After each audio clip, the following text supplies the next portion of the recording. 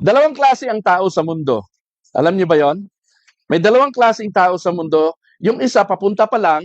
Yung isa, ano, pababay na. ha? May mga taong papunta pa lang, may mga iba na paalis na. May mga kilala ko na ano man ang gawin, alis na talaga sila. Ano? So, yan ang dalawang klaseng tao sa mundo. Yung isa, masigla-masigla, alive and kicking, buhay na buhay, batang-bata. Yung isa naman ay kahit anong gawin, no? Ang hininga talaga niya ay binabayaran na ang hangin, ano, naka-oxygen na lang sa nakaswerot, naka-oxygen na lang, hirap na, ano. So, yan ang dalawang klase sa mundo. Ngayon, ang mahalaga sa mensaheng ito ay gusto kong maunawaan natin kung ano ang sinasabi ng Panginoon. Alam niyo po, sabi sa ah, sorry, sabi sa New International Version ng Ecclesiastes, nakabasan ba kayo ng Ecclesiastes? Ano, ito, babasahin ko sa inyo. Sabi sa Ecclesiastes 12 verse 1, remember your Creator in the days of your youth, before the days of trouble come and the years approach, and you will say, I find no pleasure in them. No? Parang wala ka ng gana sa mga bagay-bagay, ano? So, alalahanin mo daw si Lord kapag malakas ka pa, pag bata ka pa. Ano? Sabi sa Tagalog diyan, alalahanin mo ang iyong manlilikha sa panahon ng iyong kabataan bago dumating ang araw, taon na puno ng kaguluhan, panahong hindi mo na madama ang tamis ng mabuhay. No? Huwag mong antayin yung panahon na yon.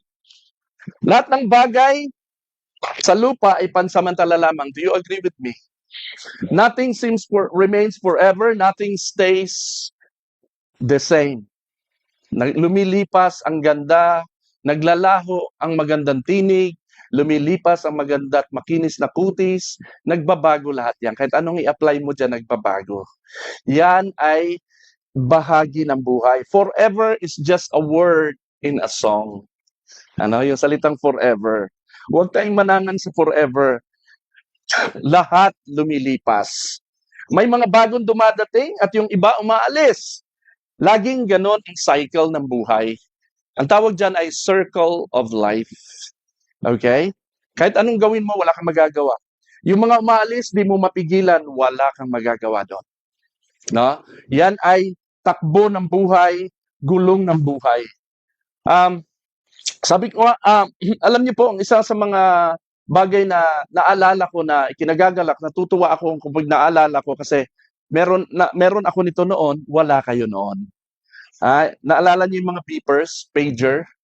Sino ang nakaranas ng pager? Taas ang yan. Yung hindi, walang nakaranas? Sister Lily. Lily, mga beeper? Bata pa. Hindi nyo naranasan to? 1990s? Sino mga batang 90s dito? Yan ang mga pager. Maliit lang yan. Nilalagay dito sa belt. No? Beeper yan. Beeper. Okay? Pag may message na dumarating. Okay? So, ang liit lang yan. Ganun lang siya kaliit. Social ka kapag meron ka na, wala pang cellphone noon. Hindi pa uso ang cellphone. So, ito ay panahon ito noong 90s. O pag meron kang ganyan, social ka, padamihan yan. Yung manager namin, 4. 1, 2, 3, 4. 4. May pang girlfriend niya, may pang business, may pang pamilya. So, 4, ano? At mahal din yan ganyan, pero affordable naman, mas affordable kaysa cellphone. Naabutan ko yan. Ngayon, tumagal din yan ng 10 taon. Ayan. Pero alam nyo ba, ang pinakauna sa lahat, bago nagkaroon ng beeper na nakagisnang ko, ay telegram. Sinong nakaalam na narinig nyo ng telegram? Hindi yung telegram sa cellphone, yung telegrama, telegraphic. Oo. Susulat ka, halimbawa, magme-message ka. Kasi yung snail mail, yung letter, pag magpadala ng letter, dadalhin mo sa post office, tagal nun dumating. No? Halimbawa, dito sa punta ka ng Amerika, tagal noon, buwan yon bago dumating ang snail mail, yung letter. So, yung Telegram, pagka may emergency, tay, punta ka dito sa Manila. Oh, mahal ang babayaran mo. Per letter ata yun eh, kung di ako nagkakamali. Per letter, 30 centimos. Kaya paiklian ang sasabihin direct to the point. Pupunta ka sa isang parang tindahan na meron Telegram, LBC, tapos sasabihin, susulat mo sa papel yung gusto mong message, type nila yon.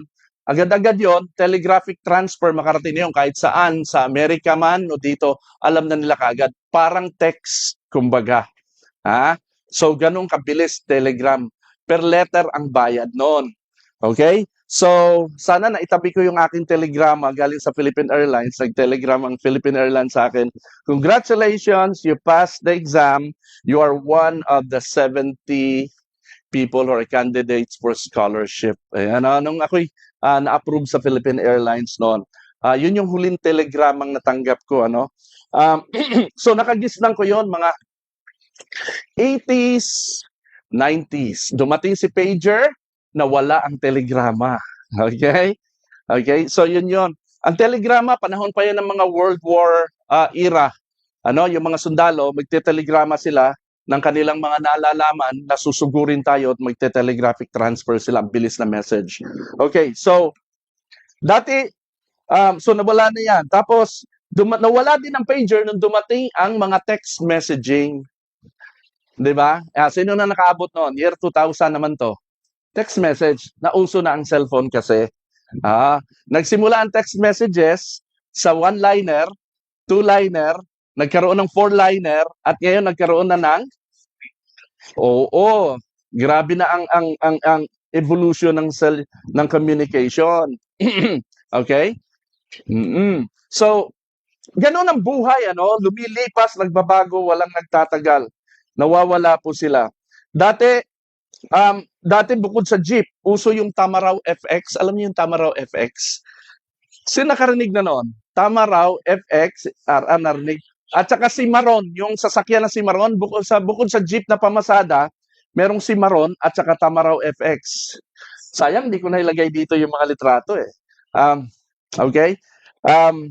Pero nawala na po sila. Dumating naman ang mga van. Mga van ang pumalit. Yan, abutan nyo na talaga yan. Mga UV van. Uso din yung kolorom, Ngayon, unti-unti na silang nangawala. Yung mga kolorom na yan. Pati mga jeepney, nanganganib na din. Napapalitan na ng e-jeep. Yan, kayo naman ngayon ang may kukwento sa mga apo-apo nyo, mga anak nyo. Dati, itong itsura ng jeep. Ngayon, wala na sila. Puro e-jeep na. Yan, ganun, circle of life. Dati, taxi, jeep, tsaka tricycle lang, namamasada. Ngayon, nagkaroon na ng Uber, nagkaroon na ng Grab, nagkaroon na ng mga electronic vehicles. Grabe, mga angkas, lahat ng yan, joyride, nagkaroon. Wala yan dati. Dati, walang mga electric vehicles. Ngayon, ang dami ng mga, tawag dyan? Yung mga electric na mga, e-bike. Wala yan dati. Nagkaroon na sila.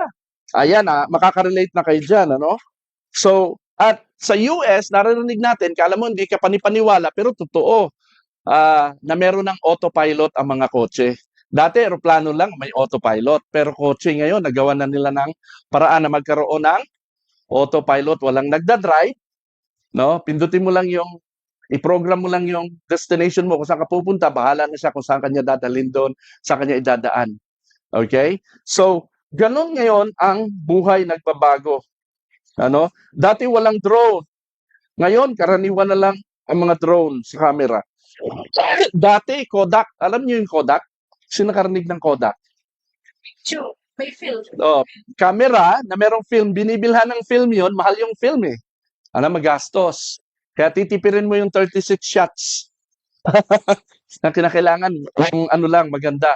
Pero ngayon, sawa ka na sa cellphone. Napalitan na ng mga digicam.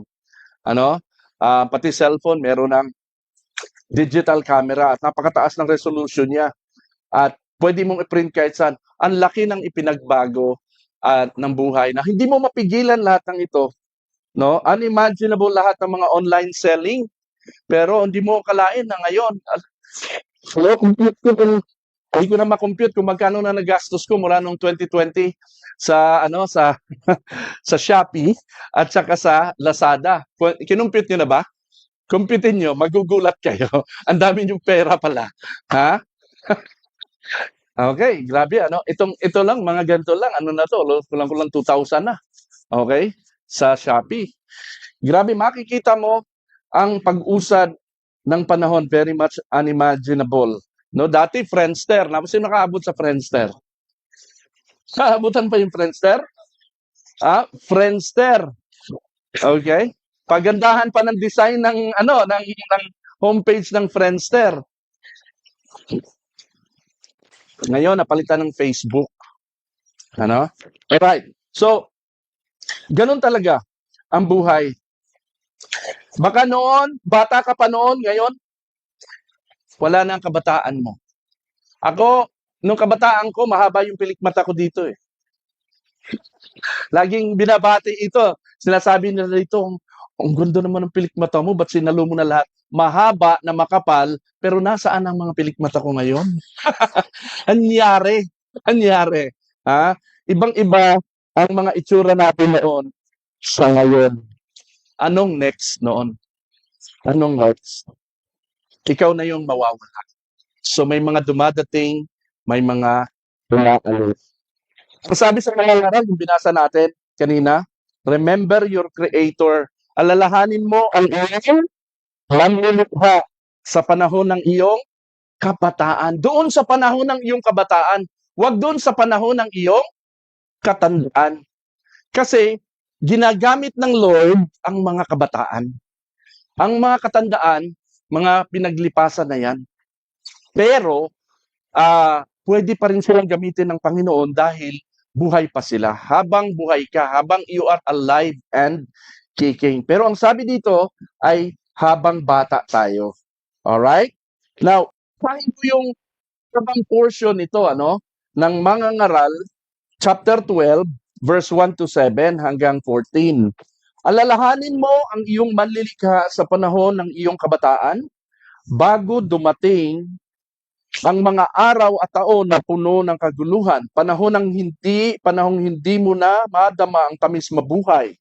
Alalahanin mo ang Diyos bago makubli ang sikat ng araw, bago magdilim ang buwan at mga bituin, bago ka matabunan ng makapal at madilim na ulap. Alalahanin mo siya bago humina ang iyong katawan, bago manghina ang iyong mga pisig, bago mawala ng lakas ang iyong mga tuhod. Alalahanin mo siya bago mabungi ang iyong mga ngipin at bago lumabo ang iyong mga mata. Alalahanin mo nga siya bago dumating ang panahon na sarado na ang mga pintuan at tumigil na ang tunog ng gilingan. Bago dumating ang panahon na madali kang magising sa himog ng mga ibon. No, ibig sabihin, mababaw na ang tulog mo. Ganon ang mga may edad, di ba? O ang tunog ng awitin ay tuluyan ng tumigil. Hindi mo na ma-appreciate yung mga genre. Hindi mo na ma-appreciate yung mga music, Alalahanin mo siya bago dumating yung panahong katakutan mong umakyat sa mataas na lugar. Ayan, kasi nahihilo ka na, nahihingal ka na, hina-high blood ka, Alalahanin mo siya. Bago dumating ang panahong di ka na makalakad ng mag-isa, bago pumuti ang lumbos, lipasan ang pagnanasang sumiping sa minamahal. Darating ang araw na tayo pupunta sa huli nating hantungan at marami ang tatangi sa lansangan.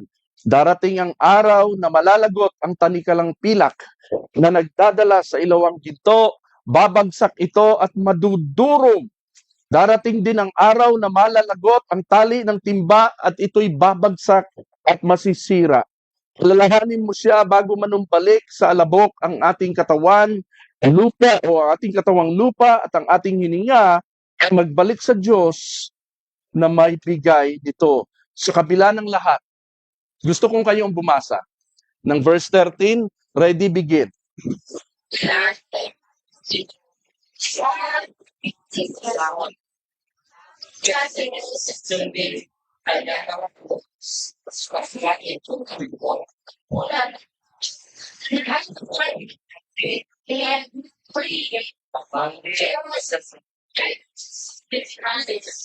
Amen.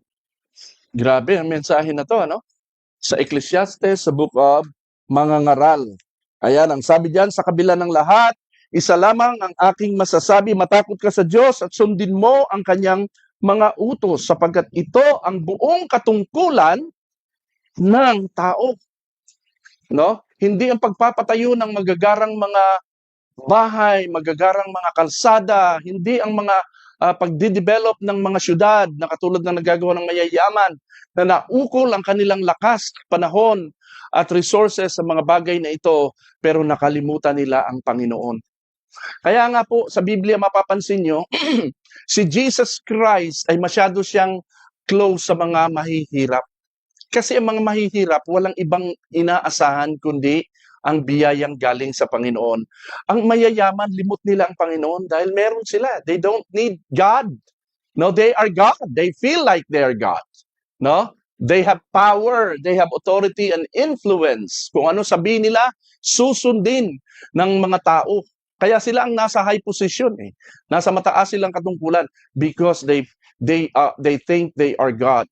No? Kaya mahirap ang mga mayayaman na magpakumbaba sa Panginoon. Kung ikaw ay mayaman at kaya mong magpakumbaba sa Panginoon, kaya mong ialay ang iyong sarili na para kang mahirap, humble ka lang, you have the grace of God.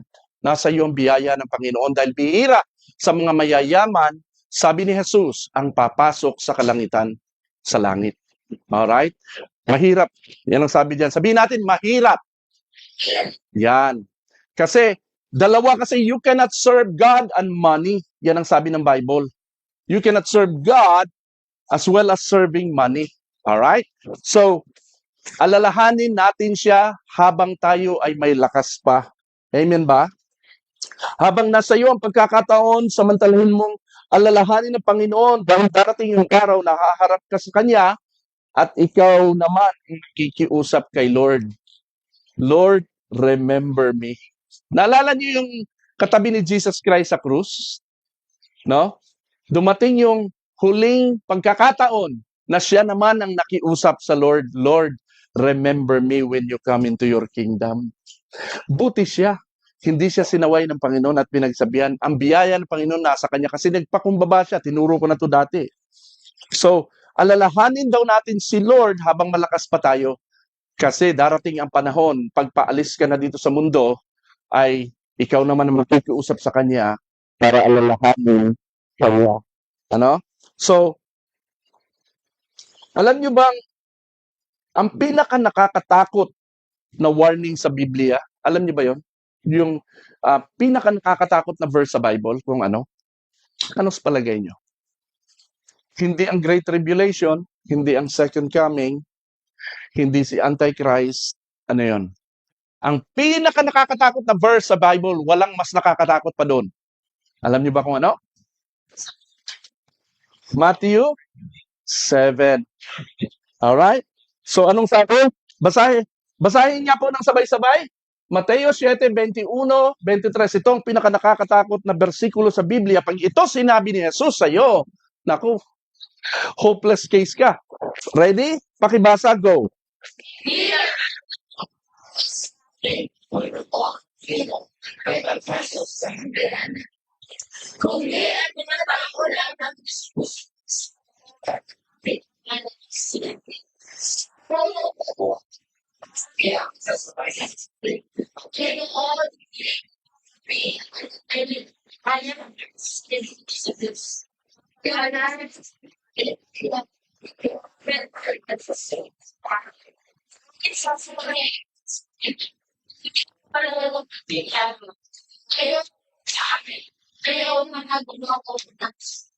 Wow. Nagpapahayag ng mensahe, katulad ng ginagawa ko, nangangaral, nagpapagaling ng mga may sakit, mabait, magaling. No? Relihiyoso. Religious leader to. Unawain niyo po itong verse na to. Sino ang pinariringgan ni Jesus sa salaysay niyang to? Sino po? Ha? Mga Jewish high priest, Jewish leaders, religious leaders. Sila ay preachers, teachers, believers of Yahweh. Ha? Sino si Yahweh? He is the God, the Father. He is the Father of Jesus. Believers in the true God ito. Yung ibang mga relihiyon, naniniwala sila sa Diyos, pero ibang Diyos. Pero ito, they are believers of the true God. Kababayan pa sila ni Jesus. Ha? Hindi kung sinong-sinong Diyos yun. So, kung sa relihiyon lang din, ang batayan po, sila na po yung meron tamang relihiyon. Itong mga Hudyo na to. Pero anong sinabi ni Jesus sa kanila? Wala pang Christianity nung araw, nung panahon na to. Pero hindi pa rin sila kilala ng Panginoon sa kabila ng kanilang pagiging high priest, pagiging priest, pagiging pare, pagiging priest ng tunay na Diyos. Grabe. Ibig sabihin, dito galing yung ideya na sa ating mga born again, hindi tayo nagsusulong ng relihiyon. Hindi sa pagiging relihiyoso. Hindi sa relihiyon ang tao ay tatanggapin ng Panginoon dahil ito na ang tunay na relihiyon nung panahon ni Jesus. Yung Christianity, ginawa na lang ng tao yun eh. Nagdatingan na lang yan. Yung Islam, dumating na lang yan after 600 years. No? Ano pa? Yung lahat ng Protestante, after 1,600 years, dumating na lang ang Protestantism. Year 17th century, 18th century, ang mga Pentecostal, yung mga Pentecostal oneness, mga Trinitarians, lahat ng yan, nagdatingan na lang yan. At itong mga relihiyon na to, sige ang debate, sige ang patayan nila, away sila sa Biblia, na hindi naman yun ang kailangan. Kung sino ang mas tama. Hindi usapin dito kung ikaw ay nasa tamang relihiyon, hindi yun ang kailangan.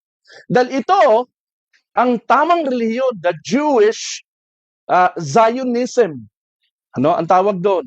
Sa panahon ngayon, ang relihiyong Hudyo, ang Zionism, ating Christianism. Sa kanila, Zionism, pag sinabing Zion, ito yung sa Jerusalem.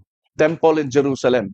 Now, ito ang tunay na reliyon, pero sila ang sinabihan ni Jesus na hindi ko kayo kilala. Ganun katindi. Nasusundan natin.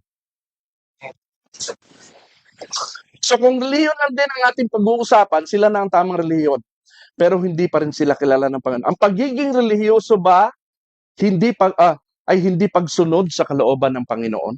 Bakit sinabi niya dito, relihiyoso naman sila, pero yung mga sumusunod lang daw sa kalooban ng Panginoon. Ibig ba sabihin, pagsunod, Panginoon, ang pagiging relihiyoso, pagsisimba, pagiging payos, ay hindi pagsunod sa kalooban ng Panginoon. Ay, ayon dito kay Jesus Christ, hindi yun ang kailangan mo. Ang kailangan dito, alam niyo yung sinabi sa dulo, ayan nakalagay, sabi sa dulo, lumayo kayo sa akin, kayong mga gumagawa ng kasamaan. Anong pinag-iba ng relihiyoso na gumagawa ng kasamaan sa hindi relihiyosong tao at gumagawa rin ng kasamaan? Ibig sabihin, wala. So wala sa relihiyon that makes a person different, that makes a person acceptable to God, kundi nasa pagsunod sa kalooban ng Ama. Kahit wala kang relihiyon. Yan yon. Kaya tayo, hindi tayo nagsusulong ng relihiyon. We invite everybody to come and listen to the Word of God. So, huwag niyong isipin, ay Katoliko ako, ay Protestante ako, ay Baptist ako, ay mga born again. Huwag tayong magano ng relihiyon, kundi salita ng Panginoon ang ating pakikinggan dito. Amen po ba? Dahil po dito sa sinabi ni Jesus, hindi talaga sukatan ng relihiyon. Ano pa yung next na sinabi ni Jesus?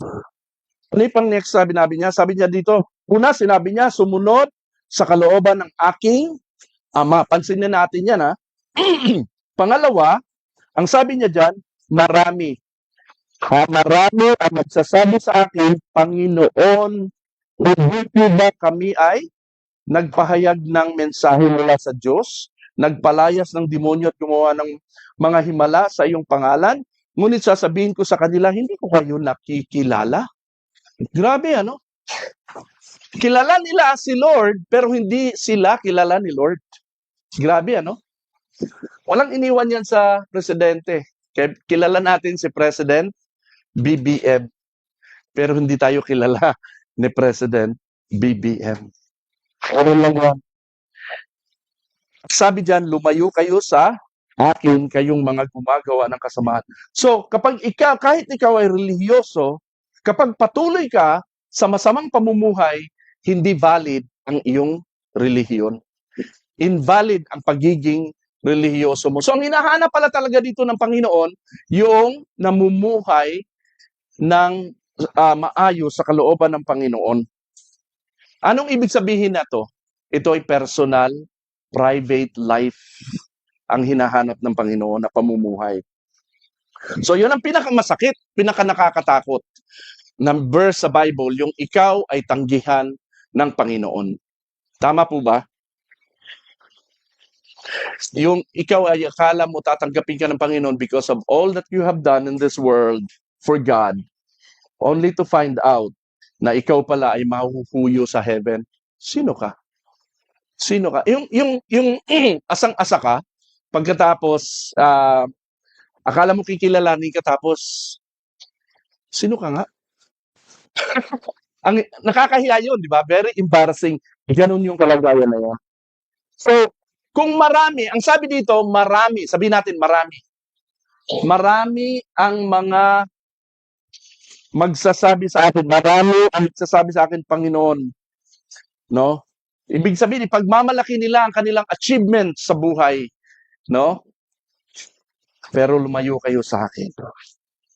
Kung marami ang sinasabi dito, anong ibig sabihin? Delikadong mapasama tayo kasi marami.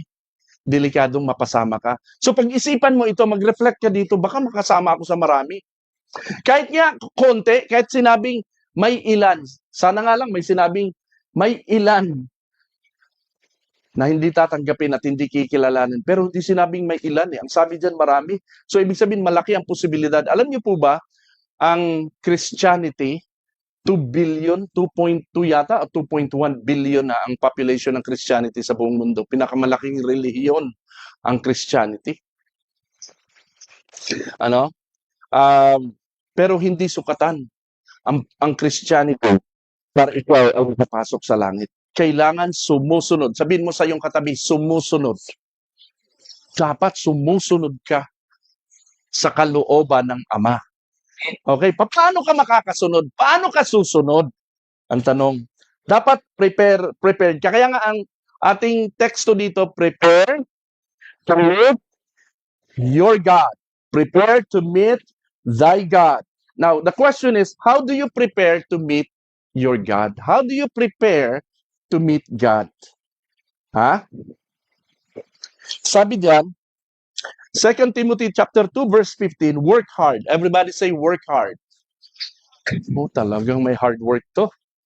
Work hard so you can present yourself to God and receive His approval.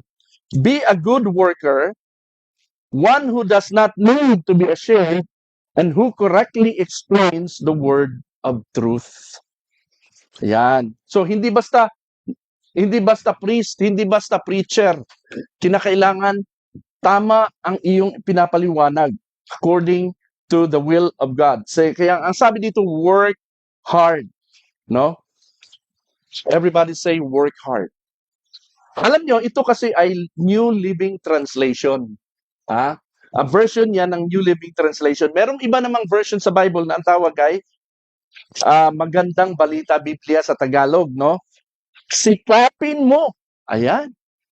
Ibig sabihin, mag-effort ka talaga. Sino sa atin dito ang nagsisikap, nag-work hard, makilala ang Panginoon? Baka naman nag-work hard tayo sa ibang mga bagay, hindi sa Panginoon. Okay? Work hard, sikapin mong maging kalugod-lugod sa paningin ng Diyos, isang manggagawa dapat ikahiya, tapat na nagtuturo ng katotohanan. Yan. Sabi naman sa King James, ano bang ibig sabihin ng work hard at sikapin mo? Sa isang version naman, sa King James Version, study. Everybody say study.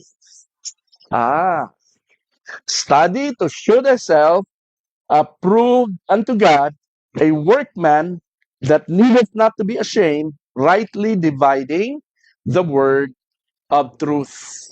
Now, how do you take the Bible? Sino sa inyong may Bible? You have to have your own personal Bible, no? Ngayon, ang sabi diyan, study. Iba yung reading, ha? Iba yung nagbabasa ka lang ng Bible. Pag nagre-read ka kasi, sinusulyapan mo lang ang mga verse. Pero hindi mo ito pinag-aaralan. Bakit sinabi ito? Ba't ganun ang sinabi? At pagka ganun, magre-research ka ngayon, bakit? Yun ang study.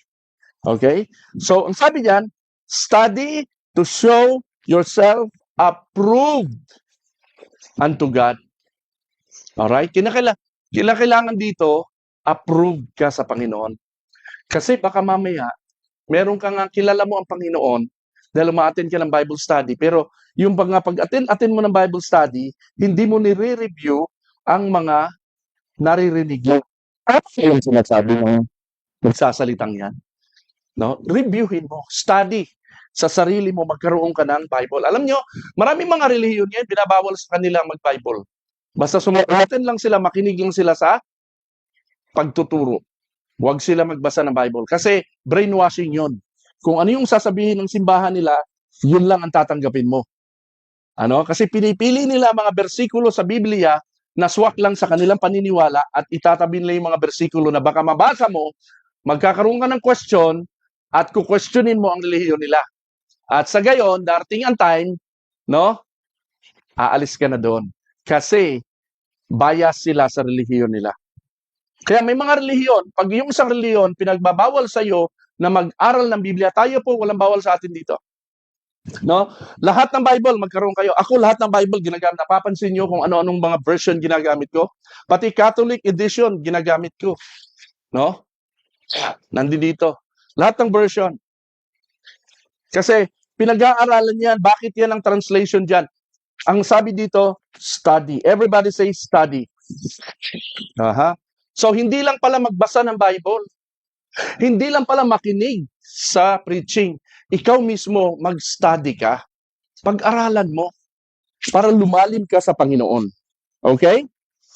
Alright. So, yan study. Now, how do you study? Yan ang tanong natin ngayon. How do you study God's Word? Okay? Paano ka mag-aral ng salita ng Panginoon?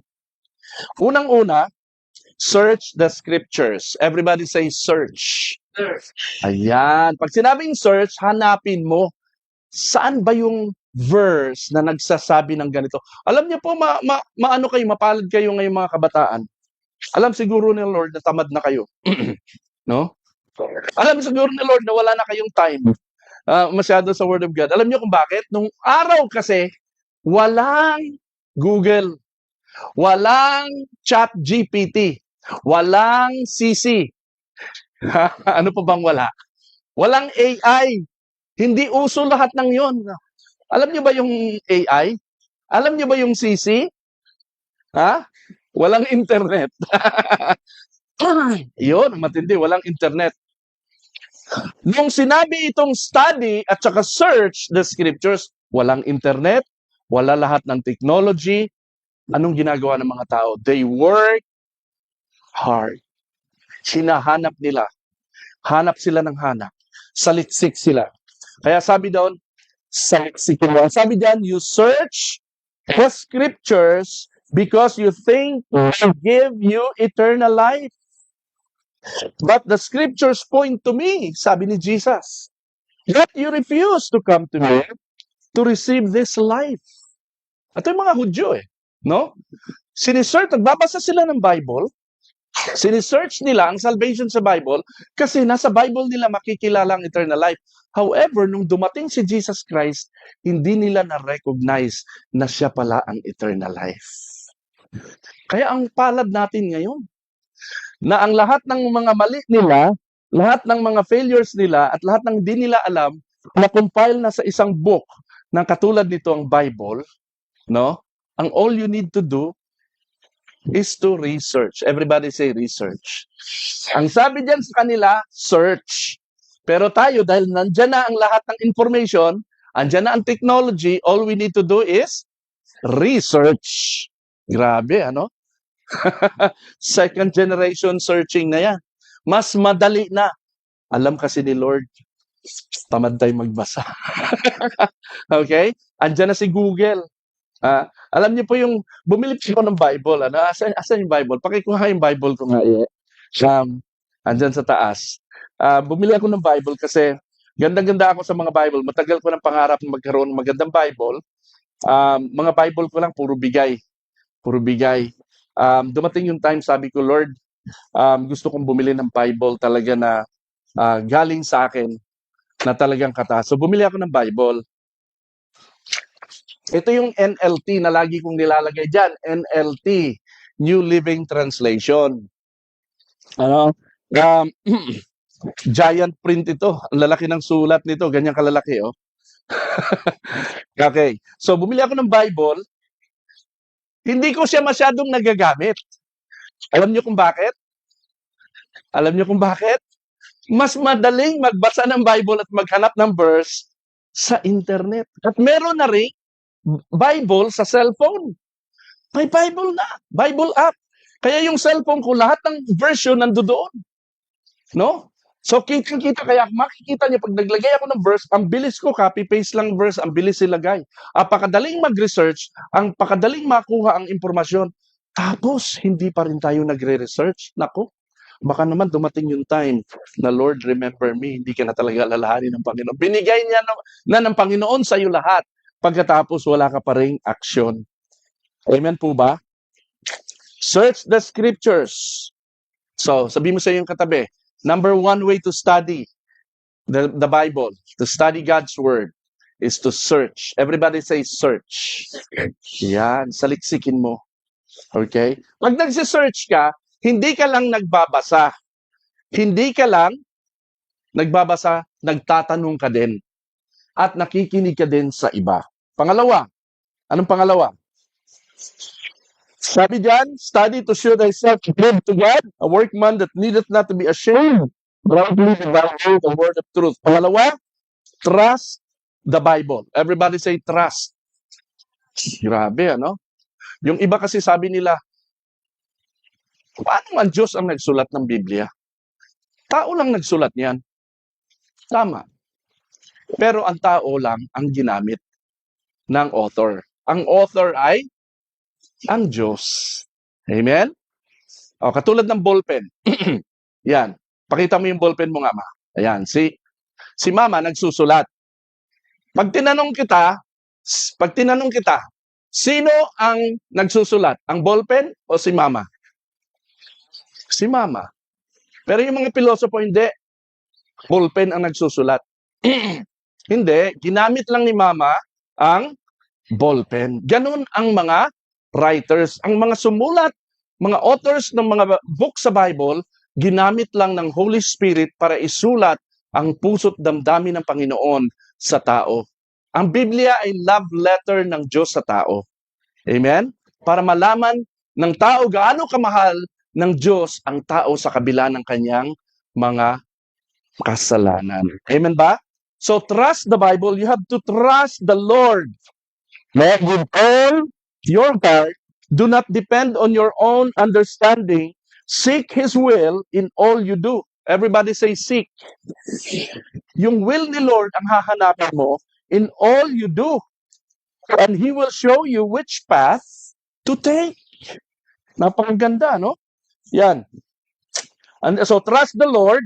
Ano pang sabi ng isang verse? Sa Psalm 33, for the word of the Lord is right and true. Everybody say, for the word of the Lord is right and true. And true. And He is faithful in all He does.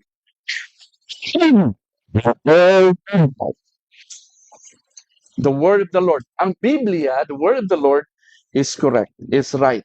Ang Biblia po, ang salita ng Diyos, ay infallible. Everybody say infallible at saka inerrant. Pag sinabing inerrant, ano? Hindi nagkakamali.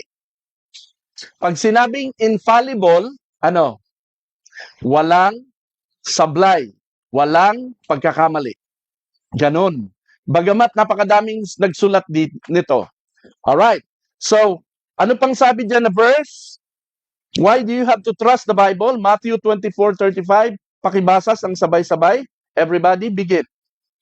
And the river O, kita mo? Heaven and earth na ito, will pass away. Pag sinabing pass away, ano ibig sabihin? Lumipas? Mamatay. Mawawala. Maglalaho. Yan. Grabe, ano? Ang salita ng Diyos, ikinumpara sa heaven and earth.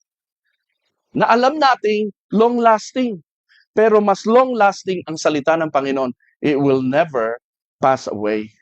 So, bakit tayo parang malamig tayo sa Word of God? Kailangan natin magkaroon talaga tayo ng masidhing damdamin na pag-aralan, saliksikin ang salita ng Panginoon. Amen? Okay? Basahin natin ito. The law of the Lord. Gusto kong ako lang babasa. The law of the Lord sa Psalms chapter 19 verse 7 to 10.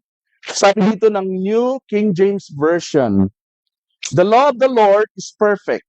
Everybody say perfect. Sabi ko na kanina, di ba? Infallible, tsaka inerrant. The Bible is the law of the Lord for mankind. Converting the soul. The testimony of the Lord is sure, making wise the simple. The statutes of the Lord are right, rejoicing the heart. The commandment of the Lord is pure, enlightening the eyes. The fear of the Lord is clean, enduring forever. The judgments of the Lord are true and righteous altogether. More to be desired. Everybody say, more to be desired. Talagang gugustuhin mo, i-desire mo. Gusto kong makilala ang Panginoon. More to be desired are they than gold. Mas gugustuhin mo dapat siya kaysa sa ginto. Pag ikaw'y pinapili, alin gusto mo? Itong gold na singsing, gold na relo, o salita ng Diyos? Pipiliin mo ay yung gold. Salita ng Diyos. Yan. More to be desired are they than gold, yea, than much fine gold, sweeter also than honey and the honeycomb. In keeping them, there is great reward. Kapag kinikip mo ang Word of God, there is great, everybody say great reward. Ayan. Alam niyo bang ginawan ito nila ng kanta? Ng tono? Ginawan nila ito ng tono. Ang husay. Sino na nakarinig ng kantang ito? Asan si Mama? Nandiyan ba? Kantahin niya natin to. Introduce ko sa inyo itong kantan to. Naging hymn nito eh. The law of the Lord is perfect, converting the soul. The testimony of the Lord is pure, making wise the simple. More to be desired are they than gold, yea, than much fine gold. Sweeter also than honey and the honeycomb. The statutes of the Lord are right, rejoicing the heart. The commandment of the Lord is pure, enlightening the eyes. Everybody.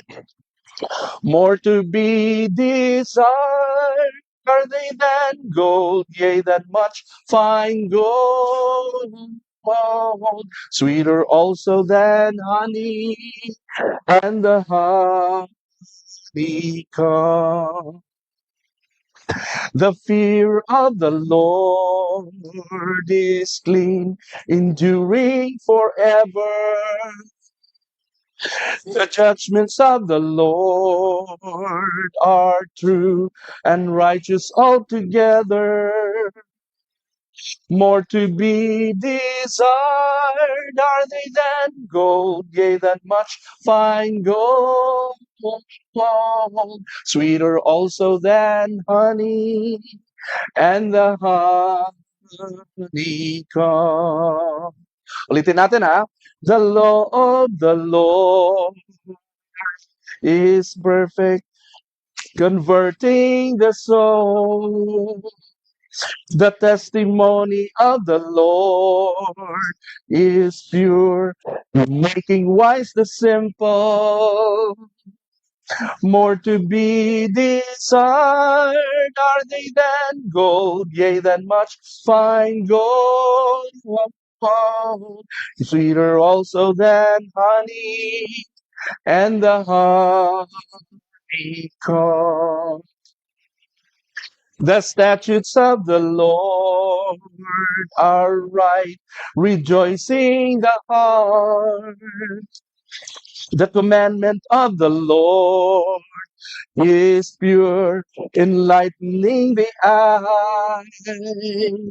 More to be desired are they than gold, yea, than much fine gold. Sweeter also than honey and the honeycomb. The fear of the Lord is clean, enduring forever. The judgments of the Lord are true and righteous altogether. More to be desired are they than gold, yea, than much fine gold. Sweeter also than honey and the honeycomb. Kaya, more to be desired are they than gold, yea, than much fine gold. Sweeter also than honey and the honeycomb. And in keeping of them, there is great reward. And in keeping of them, there is great reward. Amen. Palakpakan na nga natin si Lord sa kantang ito. Napakaganda nitong kantang ito. You know, I learned that song when I was young people. When we went up sa church. Alright, pangatlo. Unlearn. Everybody say unlearn. Unlearn. Unlearn your former learnings. Ano yung una? Study. Search the scriptures. Pangalawa, trust the Bible. Pangatlo, unlearn your former learnings. Lahat tayo may mga nakagisnan tayong mga paniniwala at mga natutunan. Saan galing yung mga nakagisnan nating paniniwala? Siyempre, sa nanay, tatay natin. Tama ba? Silang unang nagturo ng ating mga learnings. Ang pangalawa ay ang eskwelahan. Tama? Ngayon, madalas itong mga to, pag ikay nagmamature na, nasa tamang pag-iisip ka na, naging kabataan ka na, no? I-align mo na yun yung mga former learnings mo sa salita ng Panginoon. Tama ba? Kaya magre-research ka ngayon. Mali yung sasabihin natin na sarado kandado ako. Nakagisnan ko na to, dito na ako mamamatay. Mahirap yon. Tama ba? Paano kung nagising ka, nakagisnan mo na nasusunog yung bahay mo? Ay, wala. Hindi na ako babangon. Nakagisnan ko na, dito na ako mamamatay. Di ka nagagawa ng paraan. Kaya mo lang masunog ka. Ha? Ganon yon. May utak ka, binigyan ka ng Lord. You were created in the image of God. Binigyan ka niya ng intellect. Binigyan ka niya ng spirito para unawain ang Diyos. Alam niyo, may dahilan bakit binigyan tayo ng spirito ng Diyos eh. Para magkaroon ng connection tayo sa Diyos. Malaman natin ang utak ng Diyos. Nasusundan natin? Ang mga hayop, kahit anong gawin ng mga hayop, matututo sila sa gusto natin because of their instinct. Pero wala silang spirito at kaluluwa na katulad sa tao. They cannot connect to us. No? So, mababaw lang yung kanilang pag-intindi sa atin. Tayo, binigyan tayo ng spirito ng Diyos upang makilala natin ang Panginoon. Sabi dito, and learn your former learning. Sabi sa Romans 12:2, do not conform any longer to the pattern of this world, but be transformed by the renewing of your mind. Then you will be able to test and approve what God's will is, His good, pleasing, and perfect will. Ha? Paano mo malaman ang perfect will ni God? Kapag inalis mo ang lahat ng mga former learnings mo na hindi aligned sa salita ng Panginoon. Pag inalis mo yon, doon mo lang maiintindihan ang salita ng Panginoon. Kasi pag hindi mo yon inalis, may bias kasi yon eh. Halimbawa, Katoliko ka, no? Halimbawa, Protestante ka. Halimbawa, kung ano mang relihiyon na meron ka, kung ano yung former learnings mo, saang relihiyon ka, kanino ka nakikinig, no? Na brainwash ka ng gusto doon. Mahirap mong maunawaan ang kalooban, ang perfect will ng Panginoon, ang salita ng Panginoon kapag hindi mo isinantabi yung former learnings mo. Kasi mangangatuwiran yun eh, magre-rebuttal yun eh. No, magre-rebat yan. Hindi, ganito kasi ang tinuro sa akin, ganitong alam ko eh. Hindi, kakalabanin mo ang salita ng Panginoon. Ganun yun. So, to study God's Word, ang pangatlong principle is to unlearn. Everybody say unlearn. Your former learnings. Yan. Okay? Anong kasunod? Pang-apat. Devote time for deeper truths. Magbigay ka ng oras. Sabi sa Joshua 1:8, ito New International Version, babasahin natin. Do not let this book of the law depart from your mouth. Meditate on it day and night. Grabe, sabi dito, meditate. Ano ibig sabihin ng salitang meditate? Pagbulay-bulayan mo daw ito araw at gabi. Ibig sabihin, ang lahat ng nasa isip mo, pag may binasa kang verse, pag meron kang pinag-aaralan, araw-gabi, nagmumuni-muni ka doon. Yan ang ibig sabihin. Nakababad ang espiritu mo doon, ang utak mo doon. Meditate on it day and night so that you may be careful. Ang purpose is to be careful to do everything written on it. Para gawin mo, para sundin mo. Ha? Then, anong kasunod? Anong sabi? You will be prosperous and successful. Grabe, yan ang. So, ang sikreto sa pag-i-study ng salita ng Panginoon is to meditate sa yan. Meditate. No? Hindi mo alam, sinong hirap mag-memorize? Taas ang kamay, mag-memorize ng verse. Okay? Pero, ang sikreto pala ng pagme-memorya ng verse sa Bible ay alam nyo kung ano?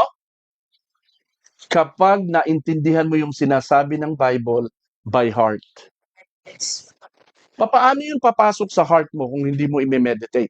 I-meditate mo yun. Ulit-ulitin mo araw-gabi. Ito yung sinabi Joshua 1:8. Meditate daw. Ngayon, ano yun? Magmamark ka sa puso mo hanggang di mo nagugulat ka na lang, memoryado mo na. Ganun yun. Alright? So, yan po yan. Pang-ilan na tayo? Panlima? Panlima is yield fruits of your knowledge. Ano ibig sabihin ng yield? Ha? Pag sinabing yield, maglabas. Maglabas ka. Yung halimbawa, yung mga mais na tinanim, yung mga palay na tinanim, yung halaman na tinanim mo, yielding much fruit. Yan ang yield. Ano? Pag sinabing maglabas ka ng bunga, mamunga ka, in short. Ano? Anong sabi dyan? Kapag ka minimeditate mo ang word of God, ang salita ng Panginoon, and you are careful to do everything written on it, anong resulta daw?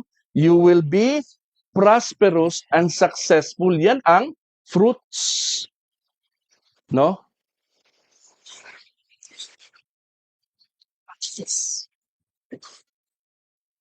Isahin natin sa Tagalog. Josue 1:8 hanggang 9. Huwag mong kaliligtang basahin ang aklat ng kautusan. Pagbulay-balayan mo yon araw at gabi upang matupad mo ang lahat ng nakasaad doon. So, sa ganon, magiging masagana, matagumpay ang iyong pamumuhay. Masagana at matagumpay. Gusto ko yung masagana at matagumpay na nasa perfect will ako ng Panginoon. Nasusundan niyo yun? Kaysa doon, masagana ako at matagumpay na wala ako sa Panginoon. Alright? So, kapag ikaw naka-align sa salita ng Panginoon, magiging masagana ka at matagumpay pero nasa kalooban ka ng Panginoon. Sabi sa verse 9, tandaan mo ang bilin ko, magpakatatag ka at lakasan mo ang iyong loob. Huwag kang matatakot o mawawala ng pag-asa sapagkat akong si Yahweh na iyong Diyos ay kasama mo saan ka man magpunta. Alam niyo to si Joshua, ito ang pumalit kay Moises. Nung si Moises ay patay na, si Joshua ang pinili ng Panginoon na mag-lead sa buong bansang Israel papasok ng Promised Land. Dadaan sila sa maraming mga kuta ng mga kaaway. Sa mga gyera, iba't ibang mga digmaan, mga higante ang magiging Alam niyo ba yung mga higante na sinabi ng mga spies, mga espiya? So, nakita kami pagpasok, nag-spy kami doon. Para lang kaming grasshopper sa liliit, ang lalaki. Alam niyo ba yung mga higante? Yung mga na-find out sa archaeological discoveries ng mga modernong panahon na may mga higante na alam niyo ba yung may mga giant talaga na mga 50-footer, 40-footer, ganun kalalaking higante, no? Na yung ngipin nila dito doble-doble, 2 linya ngipin nila. Ano? Ganun katitindi. At ang lalaki nila. Tapos, kumbaga, ako yung higante, yung tao, yung tao ay mga ganito lang kaliit, yung actual na tao. Ganito lang siya kaliit. Tapos, pag nagagalit sila, hinuhuli nila at kinakain nila. Totoo pala yun. Doon sa mga giants na yon, nanggaling ang ideya ng mythology, ng mga Greek mythology. Katulad ng mga giants na pinapakita nila. May truth yun. Now, hindi natin pag-uusapan yan. Mga sinalubong ni Joshua, huwag kang matakot sapagkat ako ang kasama mo saan ka man magpunta. Amen? Basta't ang salita ko sundin mo. Alam niyo ba si Moises, bakit hindi nakapasok? Ba't siya namatay at hindi nakasama sa Promised Land? Samantalang siya yung original na pinili ng Panginoon na gamitin para magdala ng mga tao sa Promised Land. Alam niyo ba kung bakit? Hindi siya sumunod sa kalooban ng Panginoon. Ano? Tuturo ko yan later. No? Pinagalitan siya ng Panginoon at sinabi niya, dahil sa ginawa mo, hindi ka na makakapasok sa Promised Land at mamamatay ka na sa bundok na ito. Papakita ko lang sa iyo kung gaano kaganda yung Promised Land na pagdadalang ko sana sa inyong lahat. Ayan, akyat ka sa bundok, sa pinakataas na bundok, at ipapakita ko sa iyo kung gaano ka na pinakita sa kanya. At pagkatapos, punta ka doon sa lugar na yon, sa isang lugar na pagdadalang ko sa iyo, pumunta si Moises doon, at doon na siya kinuha ng Panginoon, namatay na siya. Namatay siya na hindi mahanap ng mga tao. Hindi na siya. Tapos sabi niya, bago siya namatay pala, sinabihan siya, piliin mo si Josue. Siya ang isusunod ko sa iyo, magiging leader na papalit sa iyo para ito, ang verse na ito, no? I-meditate mo day and night. Ang sasabihin ko, tanim mo sa utak mo, sa puso mo, ang sinasabi ko, ang salita ko, para hindi ka magkamali, katulad ng sinundan mo. Nasusundan natin? No? Kung gusto mong maging approved to God, pag-aralan mo ang salita ng Panginoon. Huwag kang nakikinig lang. Huwag kang nagbabasa lang. Pag-aralan mo. Sabihin mo sa iyong katabi, mag-aral ka. Magkaroon ka ng Bible. Sabihin mo sa iyong katabi, go. Magkaroon ka ng Bible. Sino sa atin dito ang walang Bible? Taas ang kamay. Wala kayong Bible sa bahay? Magkaroon kayo ng Bible. Oo, ayan. Kung wala kayong Bible, ang dami sa Play Store. Libre. Okay. So, yan. Wala na kayong lusot. Hindi nyo masasabi, Panginoon, mahal ang Bible. 2,500. Mahal-mahal. Hindi ko rin masyadong nagagamit dahil sa online. Amen? Pero napakaganda magkaroon ng ganito kasi pagkabaguhan ka, I would challenge you na magkaroon ka ng ganito kasi mas madali mo siyang mapag-aralan kapag ka nababasa mo at naguguhit-guhitan mo. Alright, purihin ng Panginoon. Palakpakan natin si Lord. Ang sabi diyan, ang sabi diyan sa Santiago, yan, Santiago 1:22. Sabi sa Tagalog, pakibasa, kayo naman babasa. Ready, go.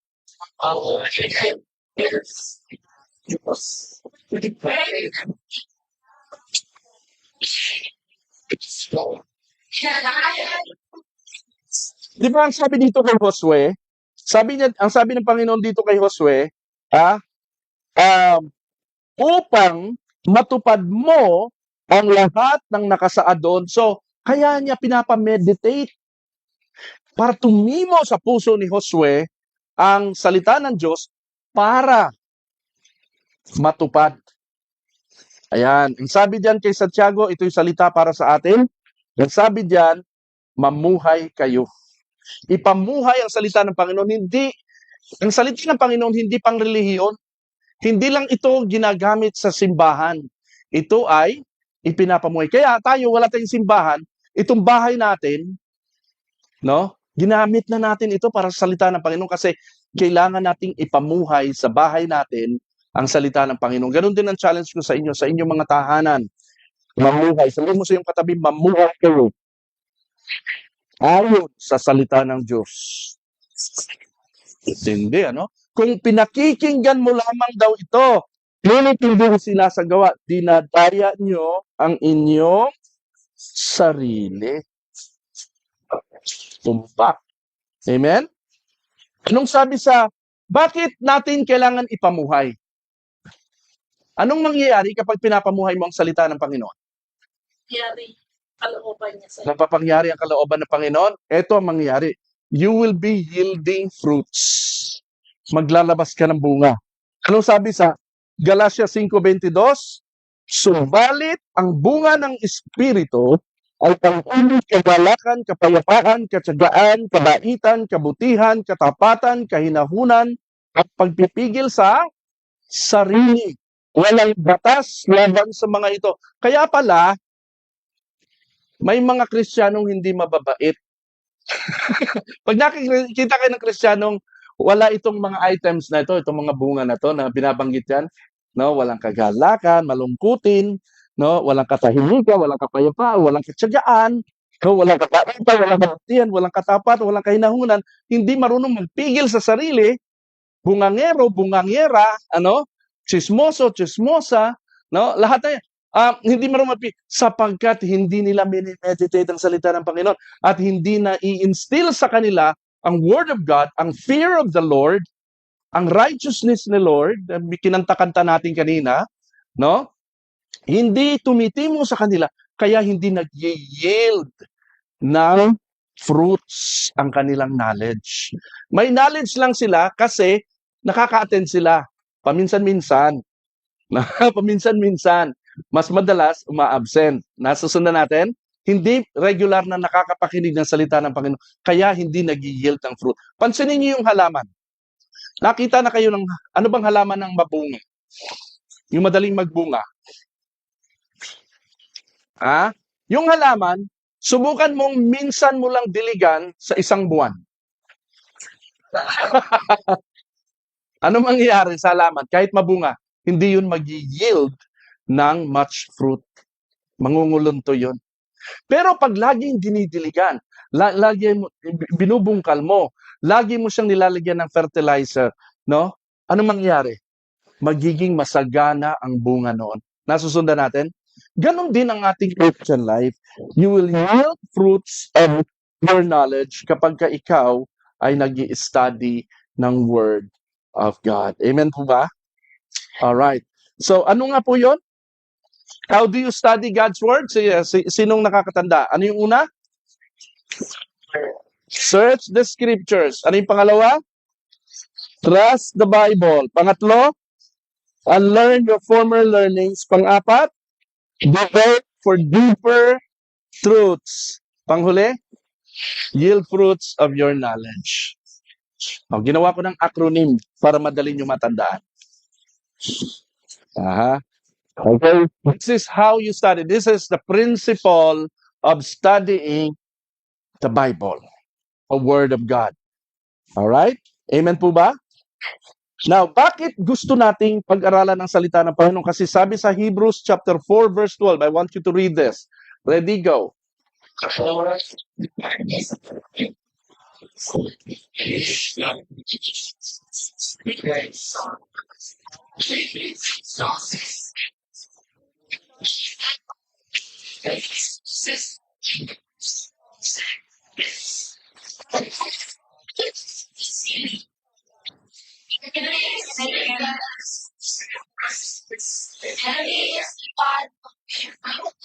We are accountable to Him.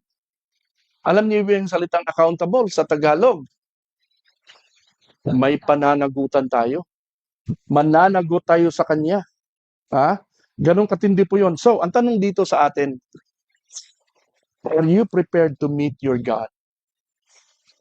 Are you prepared? Alam niyo po, think about this, ha? Being prepared doesn't necessarily mean you're ready to die. Nobody is ever ready to die. Even Jesus wasn't ready to die. So He prepared for it. Alam niyo si Jesus, natakot din siyang mamatay. Hindi siya ready to die. Kaya umiyak nga siya ng dugo eh. Sa Garden of Gethsemane, nag-pray siya, Lord, if possible, let this cup pass over me. Yan mong palagpasin mo na lang to sa akin. Natakot. Nobody is ever ready to die. Kahit si Jesus Christ, He knew for a fact na nagpunta siya rin sa lupa to die. To sacrifice without any sin at all sa kanyang sarili. Nobody is ever ready. Preparation, being prepared, doesn't mean you're ready to die. So Jesus prepared for it. Death is the enemy of all of God's creation and the last enemy whom God will destroy. Alam nyo, may mga papunta pa lang, may mga paalis na. We will all die. Una-unahan lang, kasabihan nila yan. Dapat habang bata ka pa, habang malakas ka pa, samantalahin mo yung pagkakataon na kilalanin mo si Lord.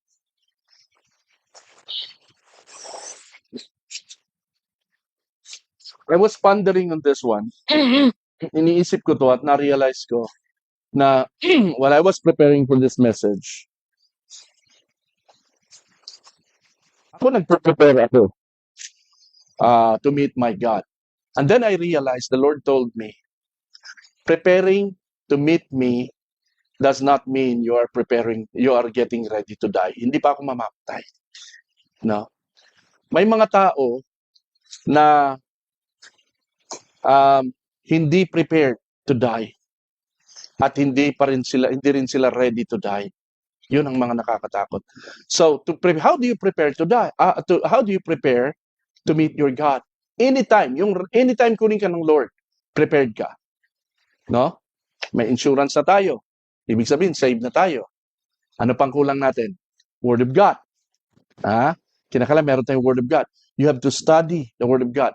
Mamuhay ka, you have to yield fruits. Ito yung pinag-aaralan natin. Salita ng Panginoon. No? Ang pinakakawawang pobre sa mundo po, alam niyo kung sino? Bagamat mayaman sa salapi, ay yung taong di handa sa kanyang malaking pagharap sa Diyos. Sabi sa Hebrews chapter 4, Hebrews 9:27, hindi ko yata nailagay. So hindi ko nailagay dyan, ano? Hebrews 9:27. Just as man is destined to die once. Everybody say, man is destined to die once. Okay, hindi ko na ilagay dyan. Sabi dito sa Hebrews 9:27, just as man is destined to die once, and after that, to face judgment. After death, haharap na sa kamatayan. No, walang second life. Walang sinasabi, sa next life ko, hindi totoo yun. No? Walang reincarnation. Alright? Minsan ka lang binigyan ng pagkakataon ng Diyos na mabuhay at mamatay. No? After that, you will face judgment. 2 Corinthians 6:2. Pakibasa? Ready? Begin.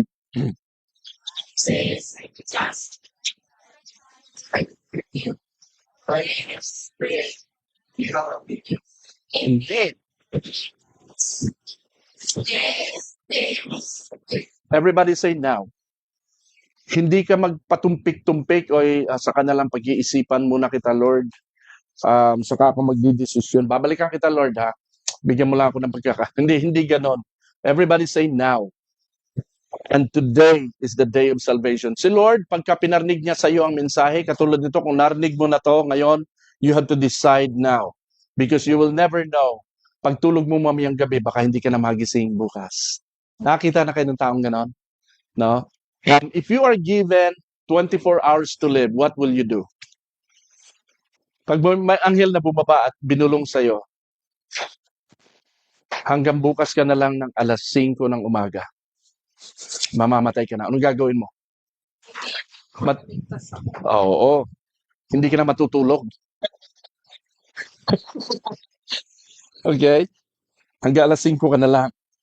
Today is the day of salvation. You have to. I'd like you to decide to give your life to Jesus and quit living for yourself.